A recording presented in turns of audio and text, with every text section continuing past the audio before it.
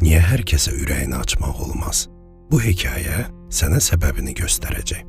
Uzun gün torpaq şumladıqdan sonra öküz tövləyə qayıdıb dincəlmək üçün uzandı. Yanında oturan pişiyə dedi: "Bugün çox yoruldum. Sabah sadəcə istirahət etmək istəyirəm." Pişik gedib itə dedi: "Sahib öküzə çox yüklənir.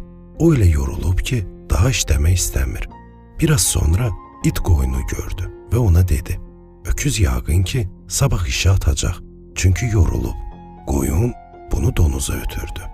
Öküz sabahdan işləməyəcək, çünki işə ağırdı. Üstəlik sahib onu qamçı ilə döyür.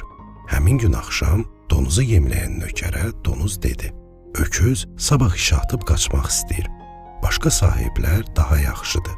Onlar nə qamçılayır, nə də heyvanlarını ac saxlayır." Nökər dərhal bunu sahibə çatdırdı. Sahib eşidən kimi qərar aldı ki, öküzü dərhal aradan götürsün. Çünki o problem yarada bilər. Beləcə, öküz heç bir günahı olmadan, heç bir artıq söz demədən həyatından oldu. Bəs niyə qurban getdi?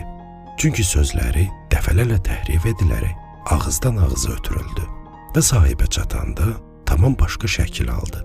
Ürəyini bəzi insanlara açmaq da eyni nəticə verə bilər. Onların bəziləri səni anlamaq üçün yox, sonra sənin sözlərini başqalarına əyləndirmək üçün, istifadə etmək üçün dinləyir. Allah bilir, onlar sənin sözlərini nə qədər özündən əlavə edib, sənin adından danışırlar. Bəzən susmaq ən böyük müdriklikdir.